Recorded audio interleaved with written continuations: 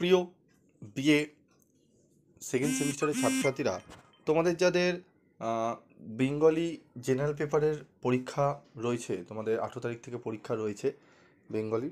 তো সেখানে তোমাদের কোন কোন প্রশ্নগুলো ভালো করে দেখবে সেইগুলো নিয়ে আলোচনা করব। তো আজকের এই ভিডিওতে আমি শুধু ছোট প্রশ্নগুলো নিয়ে বলবো। এর আগেও আমি ভিডিও দিয়েছি, কারণ একটা সমস্যা হচ্ছে এখন ভিডিও বানানোর পর একটা ভিডিও নিয়ে বারবার এক একজনের ভিডিও বানায়, তার জন্য ভিডিওগুলো নেমে যায়। তো ঠিক আছে, তো অনেকে আছে এরকম করতে থাকে, আর এবং তাদের ভিডিওগুলো দেখবে, নানান ভিডিওতে নানান রকম কথাবার্তা। প্রথমে বলা হবে অনার্সের কোশ্চেন রিপিট আসছে না, যেন ফার্স্ট সেমিস্টারে ওরকম হয়েছিল কয়েকটা, অনার্সের কোশ্চেন জেনারেলে রিপিট আসছে না। তো সবসময় তো ক্যালকাটা ইউনিভার্সিটি একরকম রুলস ফলো করেন না, আমরা সেগুলো জানি, খবর আসে। তো সেখানে তারা কি বলে যে জেনারেল অনার্সেরগুলো বাদ দিয়ে বাকি জেনারেলগুলো করো। আবার যাই যে দেখে যে মাইনর পেপারে অনেকগুলো প্রশ্ন অনার্স থেকে কমন এসে গেছে, মানে সেম চলে এসছে, বা যাদের অনেকের এমডিসি পেপার জেনারেল পেপার অনেক সাবজেক্টের হয়ে গেছে, সেখানে রিপিট এসছে, তখন তাদের বক্তব্য চেঞ্জ করে দেয়। তো আমার সাজেশানে তোমরা দেখবে আমি প্রথম 3 মাস 4 মাস আগেও যে সাজেশান দিই সেইগুলোই এখানেও কিন্তু থাকে। মানে সাজেশান তোমরা আমাকে বলে দেখিয়ে দিও যে সাজেশান স্যার আপনার প্রচুর চেঞ্জ হচ্ছে, বা একটা দুটো কোশ্চেন যেটা হয়তো আমি তোমাদের স্টার মার্কগুলো একটু বাড়িয়ে দিই, যেগুলো খুবই ইম্পর্টেন্ট। কিন্তু কোশ্চেন পুরো হুবাহু চেঞ্জ হয়ে যাচ্ছে এরকম কিন্তু আমার ভিডিওতে তোমরা পাবে না। ঠিক আছে, তো যাদের দেখবে ক্রমশ খালি চেঞ্জেস হয়, কথাবার্তা চেঞ্জেস হয়, সে সমস্ত গুলো একটু দেখে ঠিকঠাক করে তোমরা দেখো। ঠিক আছে, নাহলে কী হবে, তোমাদের ম্যানিপুলেটেড তোমরা শিকার হয়ে যাবে। ঠিক আছে, ম্যানিপুলেট করা হয়। তো দেখো, প্রতিটি মডেল থেকে একটি করে বিকল্প, একটি 15 নম্বরের তোমাদের হচ্ছে 3টি প্রশ্ন, 5 নম্বরের 3টি এবং 1 নম্বরের 3টি। ঠিক আছে, তো চলো দেখে নিই আমাদের 1 নম্বরের প্রশ্নগুলো কী কী পড়বো। বাংলা ভাষার দ্বিস্তর কোন দুটি? উত্তরগুলো ইয়েলো কালার দিয়ে মার্ক করা রয়েছে, দেখে নাও, আমি আর বলছি না। একটি যৌগিক স্বরধ্বনির উদাহরণ দাও। সাহেব শব্দটির মধ্যে কী কী অক্ষর আছে? উচ্চারণ স্থান অনুযায়ী কোন বর্গকে মূর্ধন্য ধ্বনি বলা হয়? তারপর দেখো, বাংলা উচ্চারণে রাম শব্দে কটি অক্ষর আছে? তাড়িৎ ব্যঞ্জনের উদাহরণ দাও। গামছা শব্দটিতে কী জাতীয় ধ্বনি পরিবর্তন ঘটেছে? একটি করে তদ্ভব ও অর্ধতৎসম শব্দের উদাহরণ দাও। কৃপণ ইংরেজি শব্দটি কোন ভাষা থেকে এসেছে? আনারস শব্দটি কোন ভাষা থেকে এসেছে? ছাতিম শব্দটি কোন মূল শব্দ থেকে এসেছে? সূর্য এবং ঝাঁটা শব্দ দুটির শ্রেণী নির্দেশ করো। একটি যৌগিক ক্রিয়াপদের উদাহরণ দাও। ভাষাতত্ত্ব ও ভাষা বিজ্ঞানের মধ্যে পার্থক্য লেখো। উত্তরগুলো দেখে নাও তোমরা, ঠিক আছে, এবং স্ক্রিনশটও তোমরা তুলে নিতে পারো। বাংলা উপভাষাগুলির নাম লেখো।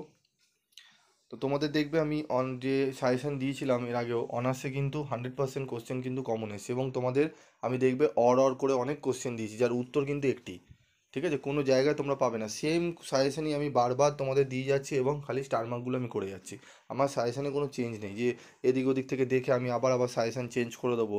ঠিক আছে, এরকম নয়। তো যেখানে দেখবে তোমাদের সাজেশন প্রথম থেকে লাস্ট অবধি সেমই থাকছে, চেঞ্জেস হচ্ছে না, ঠিক আছে, সেইগুলোকে ফলো রাখবে, দেখবে তোমাদের অনেকটা উপকার। কারণ যারা এই সমস্ত মানে যারা দেখবে বারবার চেঞ্জেস হয়, তারা সবসময় ঘরে বসে থাকে, তাদের কোনো কাজ সেরকম থাকে না, শুধুমাত্র এগুলো নিয়ে থাকে, ওর ভিডিও দেখে তারা জাজ করে সেইভাবে চেঞ্জেস করে তোমাদের কিন্তু সামনে তুলে ধরে। ঠিক আছে, তো যারা টিচার তারা সবসময় দেখবে অনেকে, দেখবে অনেক টিচার, আরও বড় বড় যারা ইউটিউবাররা আছেন টিচার, দেখবে তাদেরকে তুমি ফোনে অত সহজে পাবে না, কারণ সবসময় ব্যস্ত থাকেন তারা, ওনারা। ঠিক আছে, পড়াতে হয়।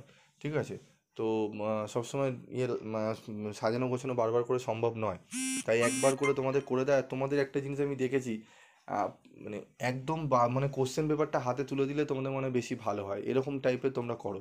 তোমাদের প্রথম থেকে যে সাজেশন দেওয়া হয় চ্যাপ্টার ওয়াইজ, সেগুলো যদি ভালো করে পড়ে নাও, অনার্সে কি এসছে না এসছে, এমন হতে পারে তুমি অনার্সেরগুলো বাদ দিয়ে চলে গেলে, কিন্তু সেগুলোই আবার রিপিট দিয়ে দিল। তো দরকার নেই, তুমি প্রথম থেকেই পড়ো না, একটা চ্যাপ্টার থেকে 4টে কোশ্চেন স্টার মার্ক আমি তোমাদের করেই দিই। সেই 4টে প্রশ্ন পড়ে রাখলে তোমার অনার্সে দিয়েছি, হ্যাঁ অনার্সে কোশ্চেন পেপারটা জাস্ট দেখে নেবে, হ্যাঁ এটা দিয়ে দিয়েছে, কিন্তু দেখার পরে তোমরা বলবে স্যার ওখানে দিয়ে দিয়েছে, তাহলে কি আমাদের দেবে না, তাহলে এটা বাদ দিয়ে দেবো, এটা এরকম কোনো যুক্তির কোনো ভিত্তি নেই। ঠিক আছে, এই জিনিসটা মাথায় রাখবে। তুমি 4টে প্রশ্ন পড়ে নিচ্ছ, 4টে প্রশ্নই আবার ভালো করে রিভাইজ করে নেবে। এবার 4টের মধ্যে অনার্সে ওটা এসে গেছে, ঠিক আছে, বাকি 3টে একটু ভালো করে দেখবো, ওটা যদি আসে আমি ওটাও লিখে দিতে পারবো। এর মানে ওই না যে ওটাকে একদম বাদ দিয়ে দিলাম। এরকম করলে তখন কী বলতো, তোমাদের খুব প্রবলেমে পড়ো। ঠিক আছে, রিপিট হয়ে গেলে তখন মানে অনার্সের কোশ্চেনে জেনারেলে অনেক সময় কিন্তু ম্যাক্সিমামই দিয়ে দিচ্ছে। ঠিক আছে, তো তখন সমস্যায় পড়বে। তাই আমি তোমাদের বলি একটু মানে একটু দু একটা প্রশ্ন যখন যেটা প্রথম থেকে ফলো করছো যেইভাবে ওই প্ল্যানই রাখবে। প্ল্যান চেঞ্জ করতে গেলে কি হয়, তোমরা বিপদে পড়বে। ধরো কেউ বলছে না অনার্সেরগুলো একদম বাদ দিয়ে দাও, অনার্সেরগুলো পড়ার দরকার নেই, তুমি কী করলে বাদ দিয়ে চলে গেলে, সেখান থেকে প্রশ্ন দিয়ে দিল, কী হবে তখন? ঠিক আছে, এই জিনিসগুলো একটু মাথায় রাখবে। ঠিক আছে, কোরিয়া শব্দের অপিনীতি ও অভিশ্রুতির রূপ দেখাও। ঠিক আছে, তারপর দেখো জলপানি শব্দের মূল অর্থ এবং এখনকার অর্থ লেখো। মধুসূদন মেঘনাদ বধ কাব্য রচনা করিয়েছেন, কাল নির্দেশ করো। ঠিক আছে, সমাস নির্ণয় করো। কণ্ঠ স্বরধ্বনি কাকে বলে? তালব্য স্বরধ্বনি কি? ঠিক আছে, যে সকল স্বরধ্বনি উচ্চারণ করতে জিহ্বার মাঝখানে তালুর কঠিন অংশ স্পর্শ করে তাকে তালব্য বর্ণ বলে, যেমন ই, দীর্ঘ ই। ঠিক আছে, মূর্ধন্য স্বরধ্বনি ধ্বনি হবে এটা, কাকে বলে? যে সকল স্বরধ্বনি উচ্চারণ করতে জিহ্বার অগ্রভাগ মূর্ধা স্পর্শ করে তাকে মূর্ধন্য বর্ণ বলে। দন্ত স্বরধ্বনি কোনগুলি? ঠিক আছে, উত্তরগুলো দেখে নাও। পাশ্চাত্যকে প্রথম বর্ণনামূলক ধারার সূত্রপাত করেন, কে করেন? ঠিক আছে, বিজ্ঞানী, দেখে নাও, ফার্দিনান্দো। ঠিক আছে, কার হাত ধরে বিশ্বে প্রথম বর্ণনামূলক ভাষাবিজ্ঞানের রীতি পদ্ধতি চালু হয়? উত্তরগুলো দেখে নাও। বর্ণনামূলক ভাষাবিজ্ঞানের একটি বৈশিষ্ট্য উল্লেখ করো। প্রশ্নগুলো খুবই গুরুত্বপূর্ণ। তারপর দেখো, হইয়েছে শব্দটি কোন উপভাষার ব্যবহৃত হয়? সে পরম সুখে বঞ্চিত হইল। রেখাঙ্কিত শব্দের কারক ও বিভক্তি নির্ণয় করো। উত্তরগুলো খুব ভালো করে তোমাদের কিন্তু করতে হবে। হ্যাঁ, বচন নির্দেশ করো। প্রত্যহ অনেক। লিঙ্গ পরিবর্তন করো। হস্তি, সখী। ঠিক আছে, তো এখানে এই 30টি প্রশ্ন দিলাম, এই 30টি প্রশ্ন ভালো করে তোমরা করে যাও, এই 30টি প্রশ্ন। আচ্ছা, আরেকটা প্রশ্ন আছে, মৌলিক স্বর কাকে বলে? ঠিক আছে, যে স্বরধ্বনিকে বিশ্লেষ করা যায় না তাকে বলে মৌলিক স্বর, যেমন অ, আ। ঠিক আছে, তারপর দেখো যৌগিক স্বর, এটা হস্যই হস্যু হবে। ঠিক আছে, যৌগিক স্বর বলতে কি বোঝো? দেখে নাও উত্তরটি। একটিমাত্র স্বরধ্বনি উচ্চারণের প্রয়োজনে যখন একাধিক স্বরধ্বনি উচ্চারিত হয়ে যায় তখন তাকে বলে যৌগিক স্বর। অর্ধস্বর কি?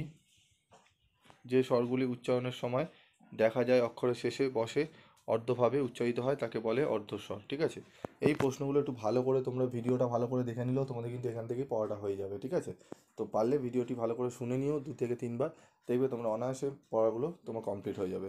আজকের মতো এটুকুই, দেখা হচ্ছে পরবর্তী ভিডিওতে। সকলে ভালো থেকো, সুস্থ থেকো, এবং তোমাদের যদি বড় প্রশ্নের লাস্ট মিনিটের সাজেশন দরকার পড়ে, হ্যাঁ স্যার আপনি বড় প্রশ্নের স্টার মার্কগুলো একটু বলে দিন যেগুলো খুবই গুরুত্বপূর্ণ, যদি চাও তাহলে কমেন্ট বক্সে লিখে জানিও, আমি তার ভিডিও তোমাদের সামনে আপলোড করব। ঠিক আছে।